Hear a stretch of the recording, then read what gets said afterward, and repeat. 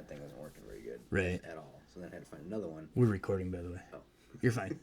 So then you had to find another one to get air in your tire. Yeah, and it worked, but that's just when you're out at, 10 below, putting air in your tires, hoping the air pump is actually putting air in and not taking it out. Right. It's so cold and bad. Yeah. It wasn't fun. It's not uncommon, though. I mean, when it gets really cold, your tire pressure drops, and it's no big deal. No big deal. All right. Welcome to Main Things again. Woohoo. We're going to talk Lent, is what we've decided. Because nobody knows what Lent is. Well, I'm hoping you can teach me. Well, like Catholics and a lot of Lutherans have a vague understanding of Lent. And Ash Wednesday. And Ash We Wednesday. should talk about that. Yes. So, what is Lent? Lent is a time of, it's kind of a time of preparation for Holy Week. Whoa, knocking things over. One of the first things I think is important to remember is Lent doesn't include Holy Week. A lot of people don't realize that. They think that Lent is the time until Lent stops at 12 or 11:59. Is it on Palm Sunday that it stops? Yeah. Or does it go till Monday, Thursday? Well, it technically goes to Saturday, I believe. I think it's all the way through Monday Easter. through. Yeah. Through It's not through Easter. Yeah, I was looking it up. And Yeah. I was getting some. It's Palm Sunday. So it's 46 days Yes. from Ash Wednesday to Easter. Remove the Sundays, leaves 40 days. I think that's the count. I think that's the count. I thought it stopped on. That's what I thought. So I was curious. I was like, okay, so it makes sense that you would have Good Friday still be kind of Lenty. It is. It feels pretty Lenty to me. Right. Yeah, I think I counted the days back. I don't know, I was doing this last week. It's been a whole week, so I don't remember that well. So it's 40 days, not counting the Sundays between now and Right. Easter. I think that's the because you are doing the text this Sunday from Jesus being tempted for 40 days, so it symbolizes that. Right. There's a bunch of 40s throughout Scripture. So for some of our friends that are not Catholic or Lutheran, Right. I have lots of friends who are, other denominations. You always say, "Oh, it's Lent," and they always kind of look at you like, "What are you talking about?" And so it's like everything. You don't have to celebrate Lent. It's a Christian tradition that we hold in our church. It's made up. I mean, it's not in the Bible. No, it's adiaphora. Yeah, it's totally adiaphora. Goes through Holy Saturday. I Saturday, should have known that. Well, there you go. There we go. Confirmed We learned something already today. Yes, You're welcome, everybody. You're welcome, Internet. So, we Googled it for you. And I do remember when my brother became Catholic, that's when they have their Easter vigils. On Saturday night. So when he converted to Catholicism. Right. Yeah. So one thing, and I've had people ask me this before, the Sundays during Lent don't count as Lent. Why did they not count as Lent? Because Easter is a celebration of the resurrection. Every Sunday's an Easter. Yeah, every Sunday's Easter. So. Literally every Sunday's an Easter. So I had somebody ask me once, if I give something up for Lent, can I have it every Sunday? My answer was, you can have it every day. I don't care. It's not... Should we go for the fish on Friday thing? I love the fish on Friday. I love fish. But why? I talked to a lot of Catholics, and I said, do you know why it's fish on Friday? And a lot of them do not know. So... Because it's not meat. Because I don't know if you know this, but fish aren't meat. That's not mussels. That's not... So they said no meat during Lent. And then the fishermen in Italy were going out of business. They said, Pope, come on. Throw us a bone here. Right. So we said, okay, Fridays. Right. You can have fish. So that's why it's fish on Fridays. Right. Economic reasons. Now, you put a very good Eighth Commandment spin on that. Because the way I learned that was more like the fishermen were like, hey, Pope, give us something here, and also we'll give you piles of money. Oh, I didn't know that. That's how I heard it. I didn't hear that part. I have no... Yeah, it was... Maybe somebody could comment where they... Yeah, it was... My understanding was it was less than... But again, like bribes are something that in some cultures aren't seen as negative as they are in our culture. So they wouldn't even call them bribes. They would call them honoring the Pope. Giving to the church. Yes, the vicar of Christ. I would say that that's not the best way to go about it, but whatever. That's just me. So the idea of giving up something. Giving up something for Lent. I know it was in the Lenten devotional I did. I was like, yeah, it's right up in front. Yeah. So. Hey, let me focus on myself during Lent. Right. So there's that. It's problematic. It's not all wrong-hearted. It's often all wrong-hearted, but it's not. It's always a hard question. Right. It's not necessarily like it isn't something that giving something up for Lent isn't per se, automatically a bad thing to do. But like you're saying, if you're giving something up for Lent for yourself, then you're not giving up anything for Lent. You're just picking up more pride, right? You're sabotaging whatever good work may have come out of it. Right. That's no good. That is not the right thing to do. The idea is, so again, this is it's invented by church. This is not something that's required to do. It's not something that's in the Bible, but it reminds us of the 40 days of Jesus in the wilderness. And he gave up, everything. He was fasting for 40 days. So part of me gets a little bit annoyed when somebody's like, I'm giving up chocolate for Lent. I'm like, oh, yeah, that's a lot like what Jesus went through. Every time I think of chocolate, I think of Jesus. Okay. And that's not terrible. That's not terrible. Think of Jesus more. That's good. That's good. The fact that you're telling me that, though, automatically might break one of the things that Jesus talks about in Matthew 6. Right. Are you doing it for glory from others? Right. That's a dangerous, awful thing. Or the even more dangerous is I'm doing this in secret, hoping somebody finds out. Right. And which, again, are just heart questions. This is the human heart is always doing this. Yeah. Always. And this is what Jesus is talking about in Matthew 6. So what are you giving up for Lent? So I don't give up anything from Lent, although the two funniest answers I've ever heard, one of them is mine, and I think it's funny, which is when people ask me, what are you giving up for Lent? I always say, silly, empty, meaningless traditions. So why we still have one? Like giving up things for Lent? Like that's, I give that up every year. I give up giving up things for Lent every single year. No, but that's a snarky answer because, again, it is not a work that is beneficial in any way, shape, or form towards your salvation. It can be beneficial towards holiness, sanctification, all of these things. Discipleship. Yes, it can Matthew be 6, good. He says that God will, if you do these things in secret, pray, fast, give to the poor, he will reward you. Yeah. And one of the questions I ask in the devotion, what's the reward? And it is grace. Overabounding grace, like overflowing grace. This river keeps coming at you over and over. So it's good because it glorifies God and it's beneficial to others. And it may just be that you don't get any more grace as much as your eyes are open to the grace you've been given. You see the cup overflowing. Yeah, all of a sudden it draws you close. It builds a relationship.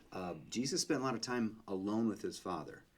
I would say, I would think a lot of people in Western culture struggle with having alone time, much less praying. Right.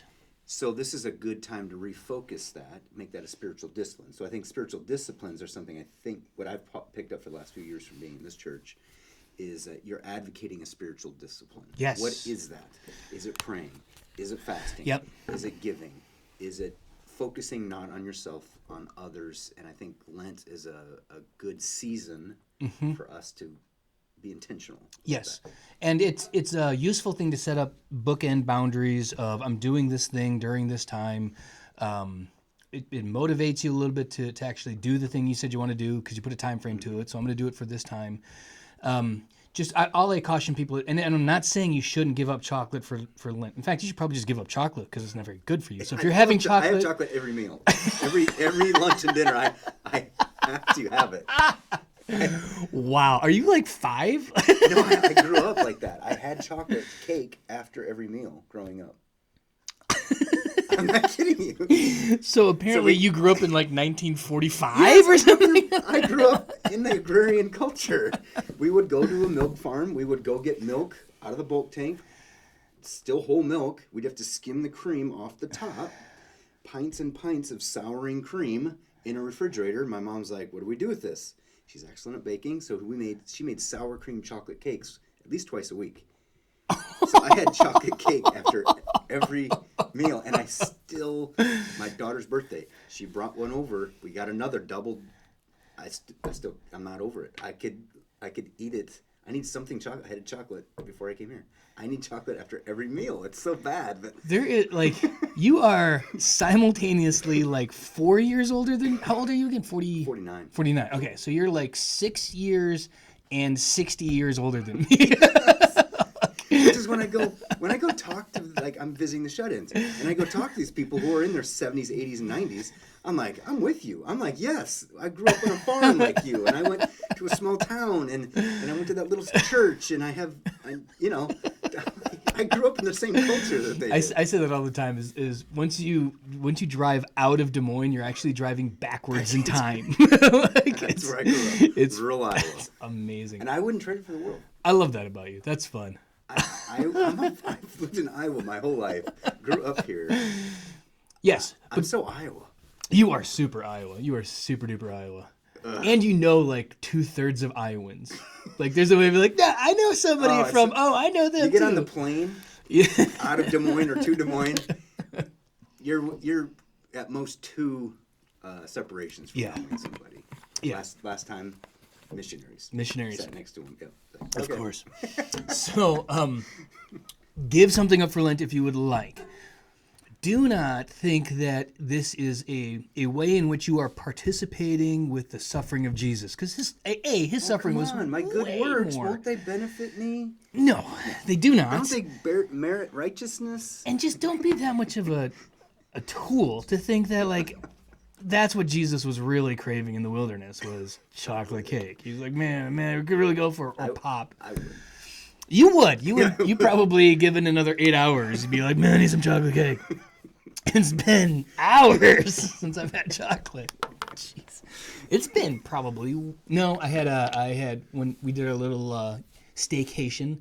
I bought a chocolate cheesecake. Good for you, by the way. Oh, so good. It was fun. We went to the Salisbury House. Oh, you did? Have you heard of this place? Yes, I've been there. It's pretty cool. It is. I'm a fan. You've just reminded me of a failure as a dad. I've always swore I was going to bring my children there, and I never have. Well, you're welcome for that. And I had a former student who used to run it. She might still run it. Run what? Salisbury House. She was like the curator. Oh, okay.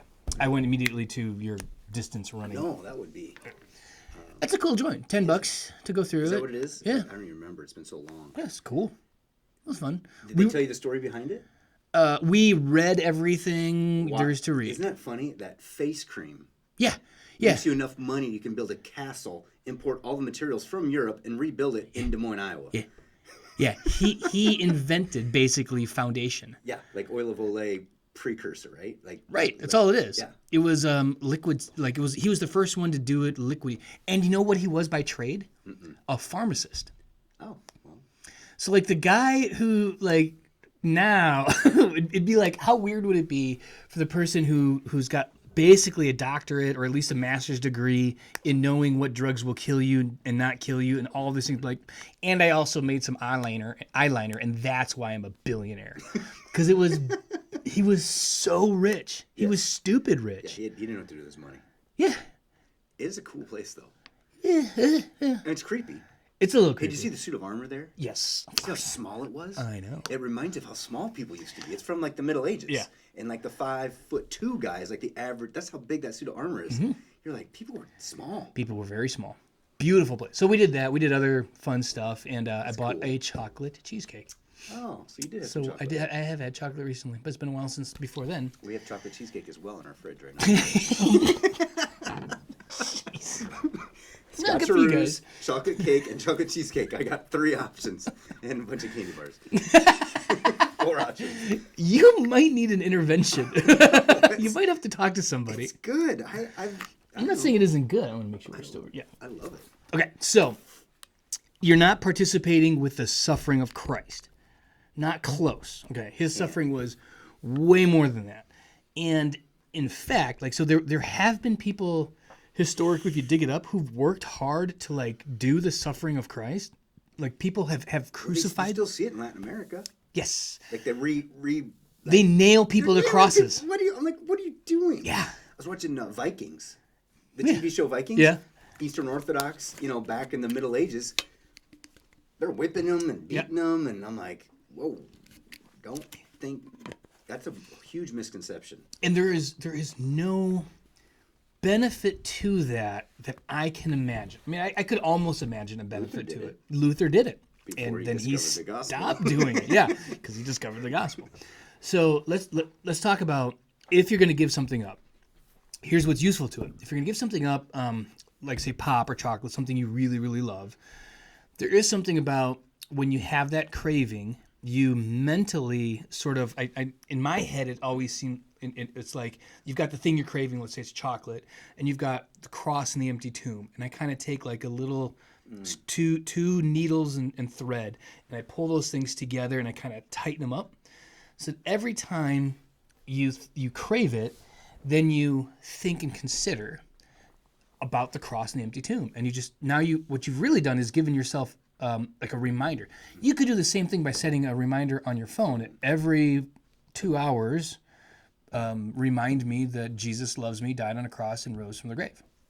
And you don't have to give up anything. Yeah. I'm going down this path of thinking about giving up chocolate. That's a burden I don't think I can bear. Right. So it can be useful in that regard. So that's why I say it's not necessarily a bad thing. Here's how it gets bad. It gets bad, well, for like we said, if you were telling everybody, oh, I gave up chocolate I gave up beer for Lent, I gave up pop for Lent. Okay, stop telling everybody what you gave up for Lent, because now it becomes self-focused. Or the sneaky one is when you crave something, if then you think I can do this, I'm going to get through this, I'm going to think about Jesus and the empty tomb. Right? When you're fasting. This is when I stop. It is. So let's talk fasting for a second. So when you give up pop for Lent, you're fasting from pop. It is a form of fasting, but it's super reduced. It's not. When I will fast during the Lenten season, and I don't love to talk about it, but I also require myself to talk about it a little bit because we've been so afraid of talking about it that nobody knows what it is anymore. So I will fast, and I will really monitor myself. And when I get to that point where I think I can do this, I can make I got 12 hours to go for this time that I've designated, I can do this, I break my fast. The second I do that, and it frustrates me, which I love, because I should be frustrated and angry at myself more often. Yes, you should. It's good that you have some self-reflection there. Yeah, because I know as soon as I have that thought, now it's become about, can I do this thing? I can it turns into that competitive me thing, and there isn't. And you're a wrestler. Yeah. So fasting is a thing. Yeah, but now there's not a way I can do that in a way that is spiritually healthy. I'm out. I have to break my fast. So when you start feeling that temptation, are you able to refocus and pull yourself away from your self-focus? Or, you know what I'm saying? It's like when you're tempted with anything, there's methods you can do to resist temptation. Right. So I'm just wondering, when you're hitting that point of your fast and you start turning inward and looking inward for this strength instead of maybe outward focus, is there a way you can remind yourself to resist it, or do you just quit? So it's kind of like the game. Do you know what the game is? Mm-hmm. Okay, you just lost the game. Okay. You've never heard this? No. Okay. So the game is that as long as you're not thinking about the game, you're winning. But the second you think about the game, you've lost. You've lost. So I lose all the time then. No, you didn't even know. You had been winning the game perpetually until I just told you about the game. Okay. So now if you leave here today and you drive home and it's like 2 hours later and you haven't thought of anything about the game, and then like at dinner you're like, oh, I just thought about the game. Then what you say is, I just lost the game. Okay. So like the second I think about it, I've lost the game. The second I have that, I can do this. Crap. Well, I guess I'm fasting in between each meal. Because then I lose the game. So what I do is, this is why I like fasting, because it is at the same time incredibly proactive and incredibly passive, because I'm just not eating. Like it's simple to It's not. an imperfect and a passive at the same time. Love that you're learning Greek. Yes, it's easy to not do something. All I have to do is not pick up something and put it in my face hole.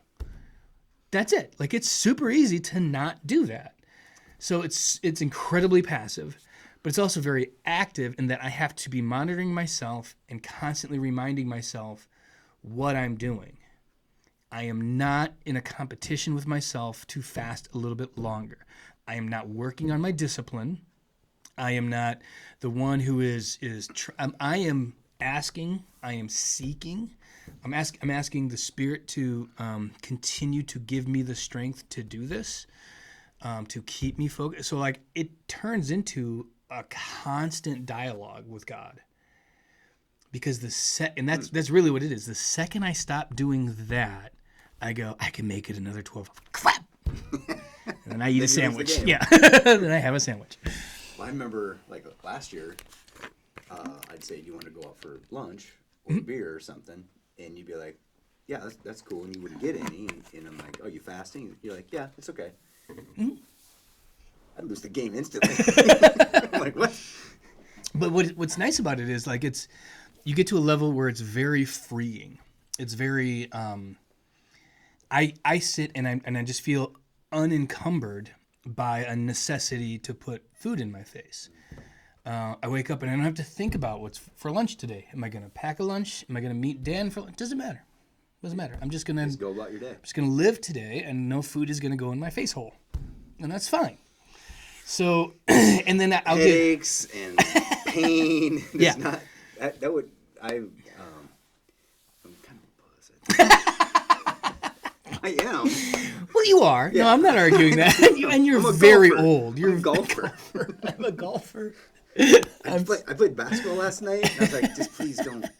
No severe pains. No surgeries. Yeah, I don't mind discomfort. I kind of like discomfort, and this is why I get caught on this, because I'll think to myself, this is hard. This hurts. I'm hungry, but I'm gonna go. Which is why you like lifting weights too. It is, and I'm really sore today. Oh my God. I lifted today, and I lift comfortably. I do not.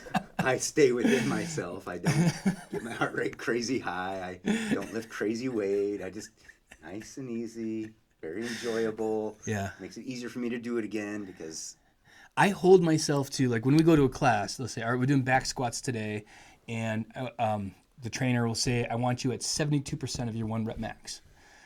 And I will pull out my phone and I will do the math, and that's what I'll do. And it's too much, and I shouldn't do that. But I can't not. He said 72. I'm going to do 72%. He's such a rule follower who's not a rule follower. No, it's not following a rule. It is, I can't. It's a competitive thing. If he said 72, I'm not going to do 65%. Because that's what weak and soft-spined people do. I went to a few classes at DMAC when I first got my membership, and I was like, I'm a little competitive too, but it's just so humbling when all these middle-aged women and older women than you are lifting bigger weights, doing more reps, and I'm horrible here. I just need to get out of this room because it's just reminding me of how weak I am. That's yoga for me. And I would go to yoga the same way. I'm like, I am so awkward in here. Yeah. I need to get back into yoga, but you have to register for the classes in advance. And when I go to yoga, I'm like, I'm gonna go. I'm just gonna go. I'm gonna go. Don't think about it. Don't just like throw stuff in a bag. You do angry yoga. Go. Yeah. Right. And I go angry, and I hate this, and I want to do this. But like to think next week on Tuesday, I want to do yoga. I'm like, no, I don't. So then I won't sign up for it. So that's my problem. I need to get back into yoga. Give up yoga for Lent. Yeah, that would not be suffering. That's what I ought to do, is do yoga for Lent. I should sign up for every Tuesday. Not a bad idea. So, but anyways, back to why we're fasting. Fasting also then puts you in tune with what you truly need. Because here's the other thing, is that we don't actually need to eat food very much. I think this was in the culture of the Mediterranean culture and of Jesus' time. It's not like if you fast. He says when you fast. Yeah, when you fast. Like you're doing this. So here's the heart you should have while you're doing it. Mm-hmm. And we're assuming you're going to be doing it. But I don't do it. Well, the gospel sets us free from have tos, but then it gives us opportunities where you can. And I don't fasting, have to pray either. you don't have to pray. There are man, it's blessings involved. beneficial. Yeah, there are blessings involved. So I do highly recommend fasting. It is good for you, as long as you keep those things in mind. That set up a predetermined what you're going to do. And here's And I read your articles on this. It's like you start small. yep, level up. And then as it don't try to do too much at the beginning, and then move up Yeah. by hours. And there's like physical health benefits to it. Oh yeah. My recommendation always is, if you want to try fasting, first try to cut carbs out, and eat meats and fats and veggies. These things are better for you, and you're going to have less of a crash. And the first fast you can do is have a good hearty meal, like on an evening, say 6, 7 o'clock. You don't want to eat too late either, because that's not necessarily really good for you. And then don't eat until lunch the next day.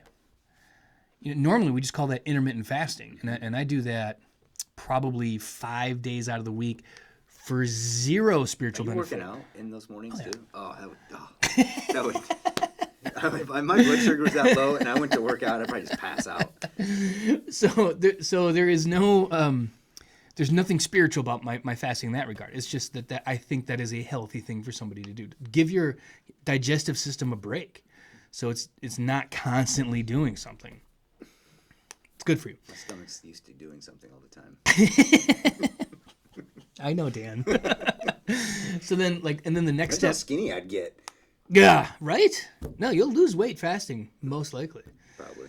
And then I'll go from have an evening meal, and then the next time I eat will be another evening meal.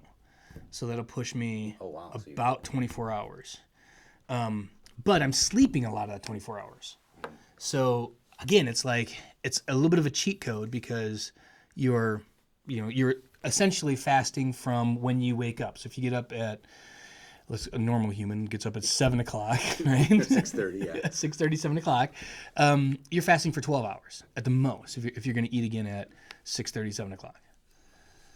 It's 24 hours really, but you've slept the majority. Still not doing it.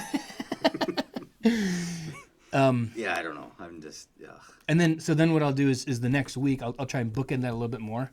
So my general fast would be, and again, you're not supposed to talk about fasting. I get it. But if you don't know about fasting, you need somebody to tell you, and somebody then has to talk about it. Fight Club. It's exactly like my article on Fight Club. So on Ash Wednesday, I'll not eat on Ash Wednesday.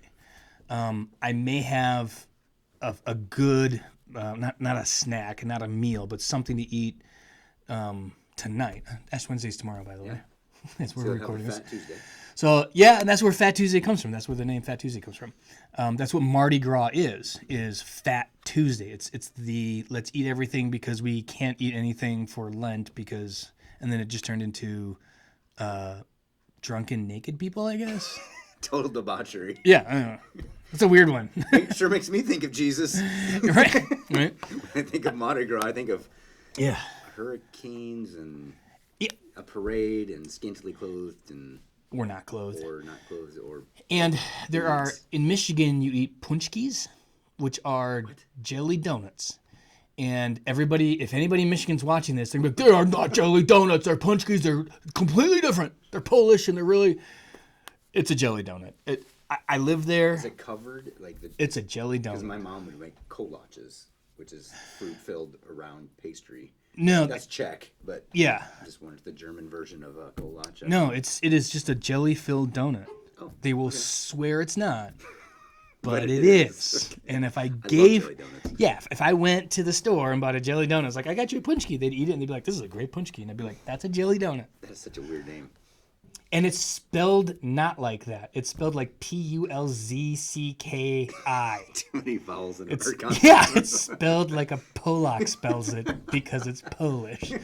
Sorry if I offended you. I think they're Polish. I'm almost sure they are. On Anyways, Czech, that's pretty close. but that's what a bunch of people in Michigan are eating today is punchkis because it's Fat Tuesday and they stuff their And then they faces. had that sugar crash, and they got to endure it all Wednesday. They don't get it. Yeah, I don't get it. I don't know what they're doing. But nobody does fast anymore. They just go and get their jelly donuts today. So all the Polish bakeries make punchkis, and people go buy them today. And how about what goes on tomorrow then? For some, or not for some, the imposition of ashes. Imposition of ashes is, I think, a useful tradition to do. By the way, we're doing that tomorrow by appointment. So if anybody's watching this tonight and is like, I want to do that, you have to contact the office, but somebody will be able to impose you with ashes. So first we take the palm fronds from the year before, except for this year. I don't think we're going to do that because I have some leftover ashes. I have so many ashes. It's like... It doesn't take much. Yeah, because I always feel bad throwing them away. So anyways, so you take those ashes from the palm fronds from the parade the year before, from the Palm Sunday parade the year before, burn them down, you add a little bit of olive oil to it, and then you go up front, and then there is what you say is, from ashes you came, to ashes you return, and you make the sign of the cross with the ashes, and that is your reminder that we are very mortal. And it's a reminder that this thing that Jesus does, that we are moving towards, is his death. And so are you. And that's what I'm moving towards. Now, the difference is... It's a cross, though. Yeah. His body doesn't turn into ashes as the rest of us will, because he, rose from the dead, blah, blah, blah. So there is a gospel promise to those ashes. There is the rising up out of the ashes, almost like the phoenix out of the ashes. So there is this reminder that though we die, yet shall we live. But then you walk around all day with a smudge on your forehead, and you show everybody that you're a good Catholic. And I've been reading a few articles on that, too. Like, people are very uncomfortable with that because, again, what really matters is what's in your heart. Right. And only God really knows that. Right. And you can reflect on it, what's in your heart. Am I doing this to be showy? Then that probably shouldn't do it then. Right. If you're doing it because you're remembering all the things you described, then go ahead and do it. What's interesting is I saw this article. I thought about this. If it's on your forehead, you don't see it. Right. And hopefully you learn to forget about it. And then it can become a witness to others. Oh, this is a Christian. Kind of like the title thing we talked about last time. Exactly right. And I have had it before where, so it was a couple of years ago. It was before I was doing the class I'm doing right now. That's 5 a.m. And I'd ash myself first, which is always no weird thing. Like, it's not like baptism, so you can probably you can ash yourself. Or I'd have an elder do it, whatever. But I would the class I went to was like a 9 o'clock class, so I go in and I'm working out, and I had completely forgot about it until I walked into the gym and I saw there were trainers, other people working out, and I was like, I still have ashes on. This is kind of cool. It is a mark for everybody to see. On any given day, you walk into this gym and there are 250 people here, and you don't know that 100 of them are Christians. And they don't notice your tattoos, huh? Yeah, they usually, they're not thinking they're Christian tattoos. They're thinking they're something else. So, but that was cool. But then the other side of that was I got then really sweaty, and I always have a towel with me, and I totally wiped, and I had like a smudge. It just looked like I dove headfirst in a mud puddle. On your, yeah, I'm like, no, it's a cross. They're like, not anymore. Like it's a smooch. So that was kind of funny, and I was like, no, I got to take a shower, and I'm not gonna have ashes anymore. So, I don't know. It's So I can see why people would be care. Because they don't want to do this for the glory of man. They want to do it for the glory of God. And if God gets the glory, that's a good thing. So if you're able to point to that, then that's a good thing. Right. So that can be a good witness, as you're saying. Right. But, yeah, you don't want to... And then like you say, the Catholic category. We're Reformed Catholics. Yeah. We're real Catholics. We're the real Catholics. Careful you say that around. Yeah, but so I don't. It's a tradition that I grew up with. But, yeah. But I don't know how strong it's been instilled in my family. I mean, we do it, but it's not like kids are clamoring to get the ashes. It's like, no, we don't have service this year, which is normally you would come to Ash Yeah. service and be part of the service, and people would come forward, and it would be this communal thing that we don't get to do this year. Right. It's kind of Sucks. a reminder of this. Yeah. But it's almost like COVID, in a way, has been a nearly about a year now, fast in a lot of ways that's been imposed upon us. Fasting from relationships and seeing people face to face and doing things the way we've always done them, so that when this is all over, when we all have a shot, when everybody's good, numbers are gone, and we can go back to normal, we will appreciate all that we've been missing so much more. Yes. That's kind of what Lent's about, is doing things and putting yourself in a position that it's a bit of a suffering until you get to that day when it's over and you appreciate that chocolate cake so much more. You're going to appreciate Christ and his death and resurrection a little bit more because you have done this reduction of self or whatever it is. I get that. It's like whenever you try to withhold gratification, that's a discipline that I'm noticing a lot of people aren't having a lot of that lately. Because Amazon makes it really hard to withhold gratification. Yeah. But that's the thing. When you withhold gratification, then it builds appreciation. Yeah. When you do get that thing. Delayed gratification is huge. And to teach children this is a very important thing. And difficult thing. And difficult. That's where I thought you were going. It is very difficult. But it's a learned thing. I mean, some people are more, they have a temperament that really struggles more with that. Right. Like addictive gamblers. Yeah. I mean, if a highly addictive personality that's very... Immediate gratification. Yeah. Boy, and now there's those gambling apps on the phones. Did I tell you about my brother-in-law? No, I don't. This could be a whole nother topic called gambling. This isn't like this is a bad thing, but it's a bad funny thing. Okay. And it's not funny to him, I don't think. Okay. He put a bet, like a last minute, one of those apps on your phone, a $10 bet on the Super Bowl that a lineman would catch a touchdown. No way. That lineman that Brady threw a pass to had it in his hands. Yes, and then he dropped it, didn't he? No, the guy punched it out. Yeah, he punched it out, yeah. He had both feet down, had the ball, gonna be a touchdown. The odds were 2,000 to 1. No. 20 grand. 20 grand. 20 grand. See, this is why sports gambling is bad, because the guy who punched that out, should hate him. Hate him, right? So now all of a sudden we're going to have retaliations against people who did his job. He did his job well. And he's got to be like one of the least favorite players, an article about most sports hated. gambling in 1993. I would laugh, I bet, what I wrote about then. Like, the internet wasn't around. Right. Yeah. I'm back then it'd be hard to bet. You'd have to know a bookie. Yeah. You'd have to know a secret sketchy dude. I know so many people who do the apps now on their phone. Yeah. I don't. And I'm not going there. Because then all of a sudden I'm sitting next to a guy. He's like, I just put money on this game, and I'm just like, now I care. I'm like, right. I'm like, oh yeah. It's just like, why am I like this? It's not even my money. Right.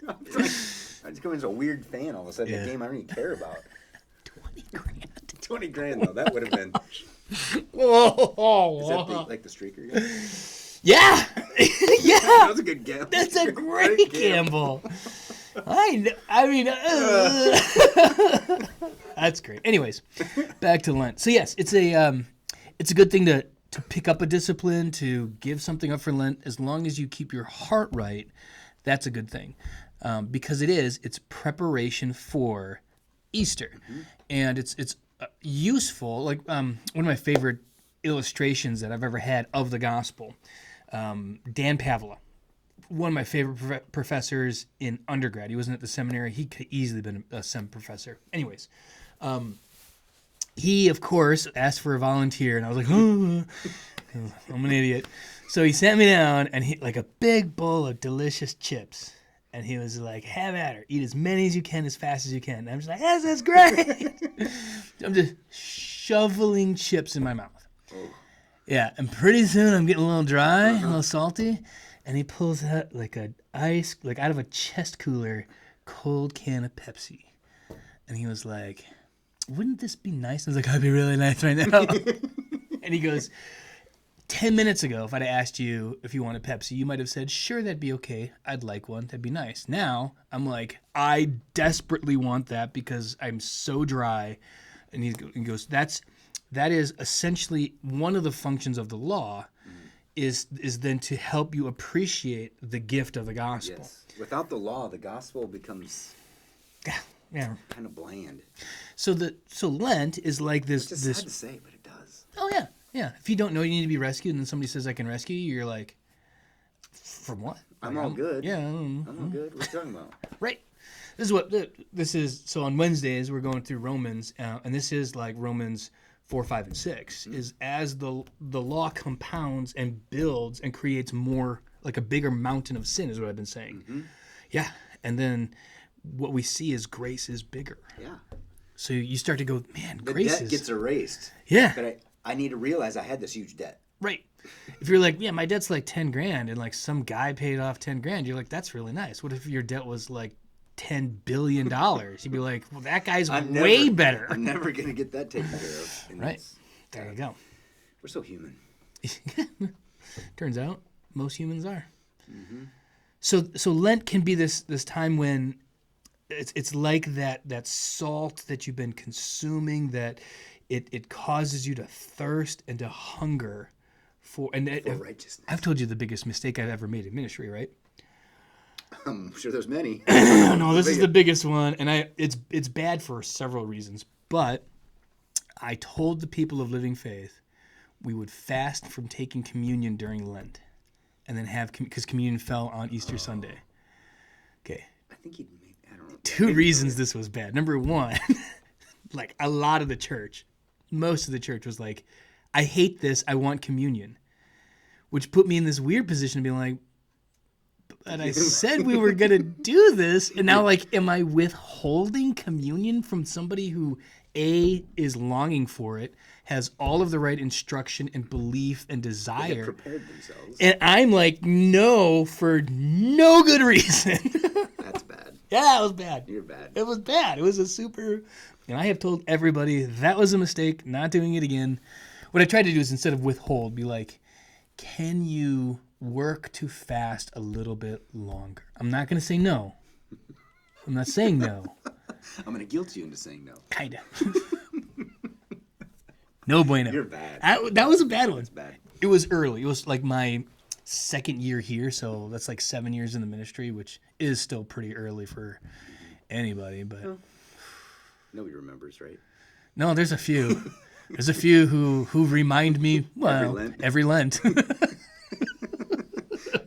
And I'm thankful for them to keep me humble and remind me that I am not above doing really stupid things that are probably not biblical and like the wrong thing to do. Withholding communion. That seems bad. It was bad. It was super bad. I hope nobody watches this. I hope President Turner does not watch this. I hope. Hope you don't have a baptism story like that. No. Hey, will you baptize me? No. I'm going to fast.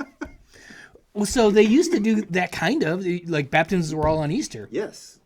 So if it was like June, you're like, I want to be baptized. They'd be like, well, wait. We'll talk to you in April. Yeah. And this gets a little tricky for us about baptism now. When an adult repents and believes and says, hey, I want to get baptized. Okay. Yeah. Let's do this thing. Let's because do this. It's passive righteousness, and Right. and God's going to give this thing to you. And obviously you still have faith, but which means you should be getting baptized like now. Right. I had a few instances of that happening, like at a worship service. Yeah. People are like, hey, sign me up. Uh-huh. And most of the time, most of the pastors, I would say, are like, that's awesome. You know what this is about? Yeah. And let's just, make sure. Right. We're not the Baptists who recommit themselves every Sunday and don't really understand baptism. Right. Right. We're not those people. So make sure you understand what we're talking about here and teach, right? Baptize and teach. It's and both. Yeah. And it can be teach and baptize and teach. Yep. It's fine. Ooh, I should look at the Greek at that. So Norman Nagel used to always say, "We are either baptizing with a view to teach, or we are teaching with a view to baptize." Nice, very, very good. Yeah. polar way to look at it, a binary way to look at it. And then I always thought, yeah, that's a binary way. Like it works for infants and grown-ups. Yes. But what about a 7-year-old? Where you're like, so then it just becomes pastoral discretion of somewhere between there, you do a little teach, a little baptize. Or, I mean, not a little baptize, but like, so it's kind of Put it this way, we're going to teach you, and if you don't get it, we're still baptizing you. Yeah, and so I had a baptism recently of a kid, how old is he, 10 years old or something like that? He's wanted to be baptized for a while. And he's a great kid. I know him. I know his family. And I had him up at the baptismal font, and I just chit-chatted with him about, you know what this is? Yeah, and let's talk about blah, blah. And then You didn't say you were killing him, did you? no, about to murder you. Spiritually Gonna dead hold and you. alive in Christ. I've only got an inch of water, but I'm gonna hold you under the back of your head. That was really sweet. And No, that's cool. Grandpa had been praying for a long time that this would happen. Kids baptized, and I made an old man cry. Good job. That's good. That's a good work. It was cool. It was really, really cool. So, Cool. Well, I'm still not going to give a thing for Lent as far as I'm concerned. Yeah. But maybe I should think. I'll pray about this. This will be a good thing to think about. I just did a devotion about this. I should. maybe What do they say? You should practice what you preach. you should give up being so old and grumpy. I'm not that grumpy. You're not very Well, grumpy. sometimes I'm grumpy. I'm tired. No, I'm excited, like you said, and I've had a lot of people tell me that are getting vaccinated right now. They're like, "Yep," and I'm excited, and I will be returning church for the first time on Easter. Mm-hmm. So talk about some A long fast. a long fast from being around people and worshiping. And the fellowship, like that was the theme was love last week. That was the big theme. It was like love of the fellowship with God and each other. That's what I think that encapsulates what people are really longing for. Which means we might have a lot of services. Yeah, I To know. keep everybody distanced, and I hope so. I hope we have great. 10. I don't care. I forgot to mention, I think the other funniest response to "What are you giving up for Lent" that I've ever heard. Oh yeah. In college, we had like a little newsletter, paper, whatever, printed, and it was like, ask these questions. And one of them was, "What are you giving up for Lent?" And a pre-seminary co-student of mine, like so my age, essentially like 1 year ahead of me, answered, and it was in the paper, he was going to give up his virginity for Lent. Oh, he did not say that. No, he didn't. No, he didn't. And he got a talking to. I bet he did. Oh my God. Is he a pastor now? Oh yeah, he's a great guy. He was did it just to be kidding. snarky. Yeah, he was kidding. I couldn't believe I didn't think of it, and I didn't do it because He stole your thunder. hilarious. I died laughing, but yeah, head of the theology department brought him in, sat him down. Like the dean of students sat and talked to him. Like, listen, we're a Christian school here, anyways, but you're a pre-seminary student. A lot of people look up to you. And blah blah blah. Because he was a real popular kid. Everybody looked up to him. It was hilarious. Oh my, that's bad. I won't tell you that it was Ben Griffin either, so don't worry about that. Which he would think is funny if I told him. Where's he at? He is now in charge of Link in the Minneapolis-St. Paul area, which is it's a super outreach oriented thing. They work with a lot of mixed race communities, but it is all evangelism. He's a rock star. His whole family's a bunch of rock stars. So. Cool. Yeah, he is a funny guy too. So. Well, maybe we'll get to meet him someday. Oh yeah, he's great. Oh yeah. Anyways, all right. I think we're done. See you guys later.